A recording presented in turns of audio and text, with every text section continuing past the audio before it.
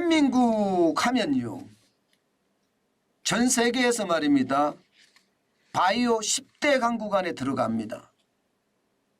그런데 이 바이오 강국이 문제가 생기기 시작을 했습니다.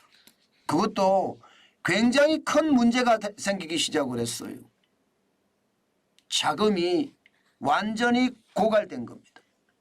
어느 정도로 고갈됐느냐, 시비라고 있습니다. 전환사채입니다.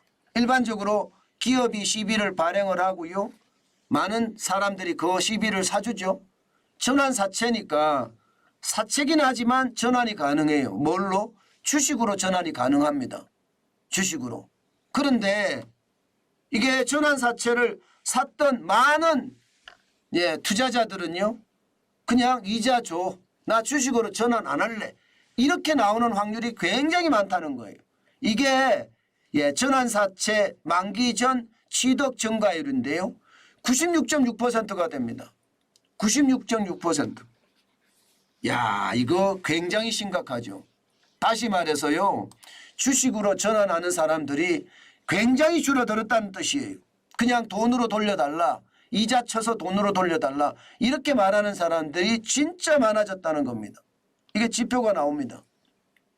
작년 하반기입니다.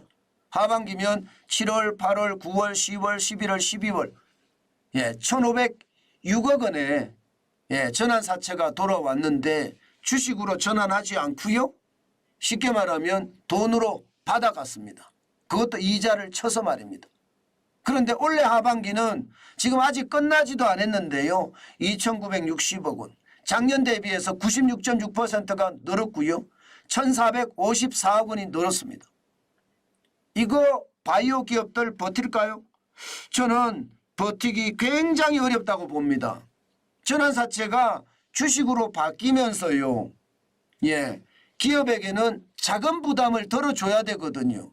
그런데 주식으로 안 바뀌고 전환사채 이자를 포함해서 원금까지 돌려달라고 하니까 K바이오는 자금난에 허덕일 수밖에 없고요. 지금 이대로라면요, 최악의 상태를 맞는다, 이렇게 이야기합니다. 여러분, 최근 2개월 사이에 이게 최대 주주가 바뀐 코스닥 시장의 상장사 굉장히 많습니다. 헬릭 스미스도 지금 2대 주주가, 최대 주주가 바뀌었고요. 파맵신도 바뀌었습니다. 아이진도 바뀌었고요. 강스템 바이오텍도 바뀌었습니다. 적어도 8곳 이상이 지금 바뀌었어요. 그 정도로 말입니다. 전환사채가 이제 더 이상 감당이 안 돼서 최대 주주가 바뀌는 그런 사태가 계속 벌어진다는 뜻이에요. 문제는 여러분, 문제는 이게 끝이 아니라는 겁니다. 이게 끝이 아니라는, 앞으로 이런 일이 더 크게 발생한다는 거예요. 더 크게. 어떻게? 만기 도래하는 전환사채가 지금 워낙 많으니까 말입니다. 보시는 것처럼 코스닥 150 지수 바이오 기업 60여 곳을 기준으로 보면요, 2022년에 2135억이잖아요. 그런데 올해는 4,262억이었습니다. 내년에는 4,560억으로 늘어납니다. 2025년에는 5,942억 원까지 확장됩니다. 진짜 장난 아니죠. 이렇게 되면 여러분, 바이오 기업이 이게 버텨내기가 굉장히 어려울 거예요. 현금으로 다 받아간다고 하면 바이오 기업들은 그냥 줄줄이 무너집니다. 오죽했으면요, 바이오 업계 관계자들이 이렇게 가면 미래 생태계 무너진다. 지금 10대 강국이라고 이야기하는 바이오가 10년가량 후퇴할 가능성이 있다. 이게 정부가 제대로 된 정책을 내놔야 된다.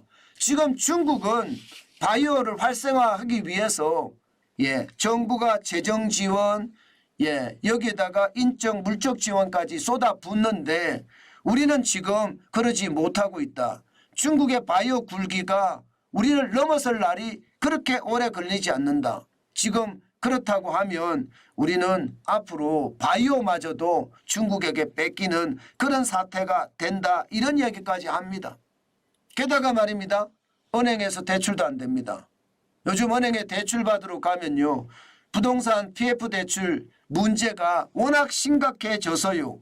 예, 이게 신규 자금 공급을 받으려고 하면 불가능하다 이렇게 이야기합니다. 불가능하다. 그러니까 기업들이 운전자금조차도 지금 제대로 없을 정도로 힘들어진다고 하는 게 이 바이오 쪽이에요. 게다가 주식담보대출로 빌렸던 그 돈들이 또 만기 상환이 돌아오거든요. 이게 만기 상환이 돌아오면 그만큼 또 충격이 한 번 더 올 수가 있다. 그래서 요즘 같을 때는 바이오 기업에 투자하는 것은 바보다. 죄송합니다. 바보라는 표현을 써서 죄송합니다. 그러나 그만큼 말입니다. 바이오 기업의 상황이 전환사채 발행한 것도 현금으로 돌려줘.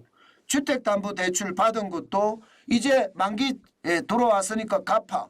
뭐 이렇게까지 이야기하니까 진짜 힘들어진다는 이야기거든요. 저는 그런 생각을 해봅니다.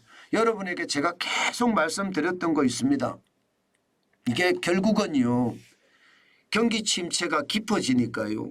이제 여기저기서 문제점들이 다 터지고 있는 거예요. 이게 더 깊어지잖아요. 더 깊어지면 제가 봐서는요. 심각한 위기가 올 수도 있습니다. 저는 정부가 실물경제 특히 말입니다. 기업의 상황을 잘 살펴야 된다고 생각을 해요.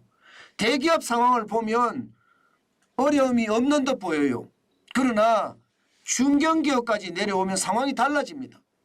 대기업도 일부 소비재를 다루는 기업은 달라졌고요 이미.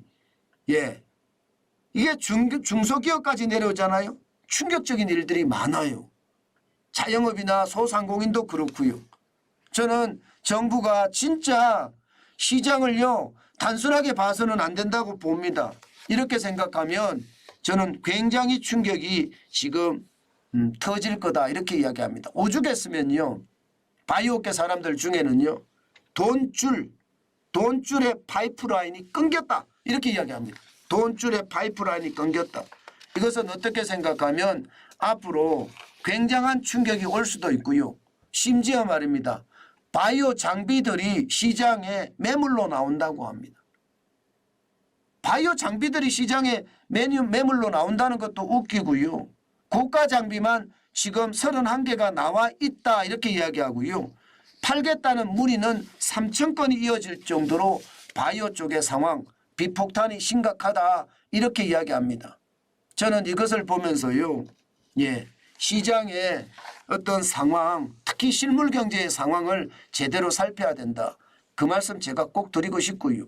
내년에 경기가 좋아지지 않으면요. 제가 봐서는 내년도 후반에 가서나 좋아질 거다. 좋아지는 게 약간 덜 올려지는 수준이지 이게 V자 반등처럼 경기가 확 좋아지지는 않거든요. 그런 것을 생각을 해보면 지금 그 어느 때보다 조심하고 또 조심해야 된다. 또 필요한 곳에는 자금 지원도 아끼지 않아야 된다. 저는 그런 생각합니다. 저는 규제 역파가 핵심이라고 생각을 하는데 규제 역파는 생각도 하고 있지 않으니까 저는 더 두렵다 이런 생각을 합니다.